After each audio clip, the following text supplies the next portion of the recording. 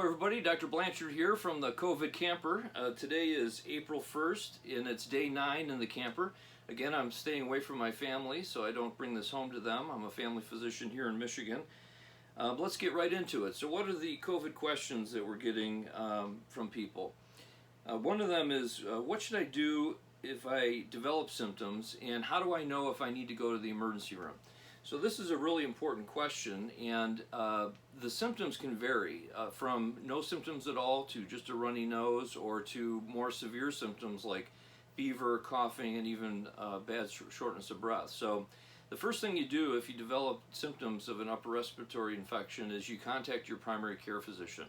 One of the big things that we're trying to do right now in primary care is to be that first line of defense to keep people out of the emergency rooms in the hospitals. Those folks have to be reserved for taking care of the sickest patients that have this, and so this is a really important role that we're playing in primary care. The other important thing is that the hospitals are getting fuller, so they're not admitting everyone who, for example, feels some shortness of breath, and this is a really important concept. So you might be wondering, well, boy, I have the symptoms, I maybe even have COVID, maybe I was tested and I have it, and I'm feeling some shortness of breath. Well, the decision about who gets admitted to the hospital is made by the emergency room provider, and they decide based on the person's risk and their overall severity of their illness to determine if they should be hospitalized. Again, we're trying to reserve those hospital rooms for our sickest patients. So what that means is that you might have some shortness of breath. Boy, I feel a little short of breath when I walk to the around the house, or I'm having these more advanced symptoms. And this is, again, why it's so important for you to be contacting your primary care provider and talking with them about your symptoms. Another important thing is something called a pulse oximeter. So a pulse oximeter, you might have seen, is a device that goes onto the finger to test your oxygen level. That oxygen level is an important way for us to determine about who has severe enough symptoms that they need hospitalization. They sell these pulse oximeters online, they sell them in drugstores, your primary care provider has them in their office. In our office at Salted Drug Primary Care, we're working with patients at home right now that have COVID. We're keeping them at home as long as we can manage them safely there. Again, even if they have some shortness of breath, the normal pulse oximeter, pulse ox, is up to 97 to 100% measurement of oxygen in the bloodstream. We're managing people at home that even have oxygen levels in the low 90s. So we're doing that now to keep them out of the emergency room and hospitals. If you are getting more and more short of breath, then it's something that you should talk to your primary care provider about, and they should evaluate you in the office to determine whether you should go to the hospital. Now, having said that, if the person is developing some bluish around the face or the lips, if they're beginning to get confused, that could indicate that their oxygen level is critically low, and they should emergently go to the ER at that point. Another question that we're getting asked is, how should we disinfect things that we bring in, like mail, like groceries? How do we sterilize those things? One of the things that I want to emphasize is there's videos out there where people are saying that you should wash every apple and every piece of fruit under water and soap and all that. You don't need to do all of that, okay? The virus does not live for long periods of time on objects like cardboard or those types of things. So if you buy those things at the grocery store, the most important thing is to practice safe distance at the grocery store, wash your hands at the grocery store. Some of the harder objects like plastic and that kind of thing you could wipe down, but if you just put them into the cupboard and they sit there, the likelihood is that they're going to be disinfected over time. The virus isn't going to live on there very long. We know of no scientific evidence proving that this is a real strong vector to bring it into the house through mail and that kind of thing, but it's reasonable to leave a box in your garage, or mail in a box in your garage for overnight to give it some time in case that the mail handler, had the virus and the mail could be contaminated that way. I mean, that makes sense, but you shouldn't overly worry about this. And it's getting warmer now, so it may not be a good option to leave groceries out in the garage. Again, we shouldn't obsess over these things. This isn't going to be a strong transmission. The strongest transmission is being out in the community, touching doorknobs, hard objects, and then touching your nose or your mouth.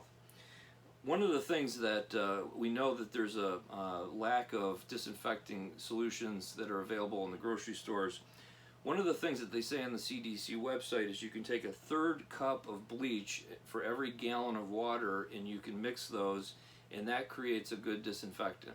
I noticed that there was a lot of bleach in the grocery stores and that kind of thing. That's a way that you can make some home solution for disinfectant. 1/3 cup of bleach for every gallon of water.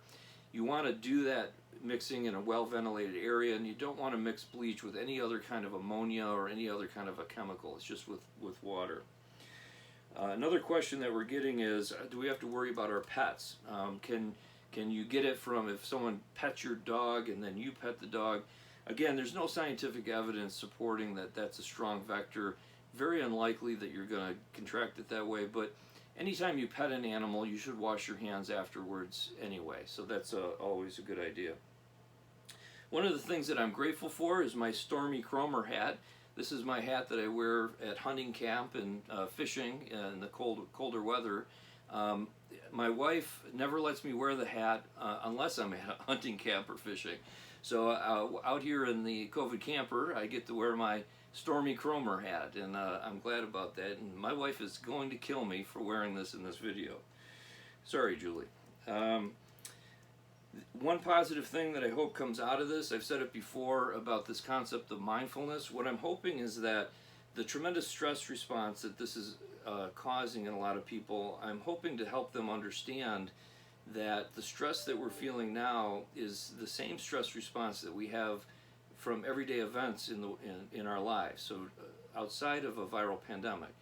So there's a stress response, but there's also what's called a relaxation response, and that counteracts the stress response. So there's strategies that we can follow that that allow us to elicit a relaxation response and counteract the stress. The stress response can be problematic for the body. Over the long term, it can lead to health problems. So stress does cause medical problems for people, and in fact 70% of all visits to primary care are related to a stress in people's lives, or a behavioral or mental health problem. So chronic stress response can lead to depression and anxiety and things like that. So it's important to learn how to meditate to elicit a relaxation response. And I said before, there's apps that you can get on your phone like Headspace and others that teach you how to elicit a relaxation response through meditation. Meditation basically involves clearing the mind, so you stop thinking for a moment. Instead of from the time you get up till the time you go to bed thinking. The idea in meditation is to think about one thing. That's called a mantra. And that mantra can be a repetitive muscular movement like crocheting or doing yoga or Tai Chi. Or it could be a repetitive sound, like listening or focusing on nature sounds that you can get to listen to on apps, or a repetitive prayer or a repetitive word. Okay, so you're filling the mind with a mantra, and for that time that you're meditating, you're calming the mind. It's a restful state of the mind that's conscious awareness, because you're focusing on one thing. The recommendation is to get 20 minutes in a day of meditation to counteract the stress response. So I would highly encourage people to do that. In addition, with these videos in this section of things I hope comes out of this is I'm going to talk about the 20 top thought distortions that occur, because thought distortions are another thing that drives stress response. So we're going to identify what those thought distortions are, and then help you to understand how you can turn those distortions around so you can think in a way that's clear and accurate, and thereby lowering the stress response.